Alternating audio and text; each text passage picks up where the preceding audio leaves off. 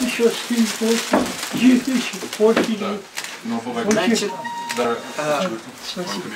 значит, в соответствии с указом президента я торжественно Холматову Абдукадиру вручаю указом президента Российской Федерации от 13 июня 2019 года юбилейную медаль 75 лет Победы в Великой Отечественной войне. Это удостоверение. А это вот медаль. Надо повесить. Да. Я вам повешу ее. Хорошо? Сейчас я вам ее повешу. Я очень рад вашей песне. Очень рад. Мы ценим, помним и гордимся ту роль, которую весь советский народ и граждане Таджикистана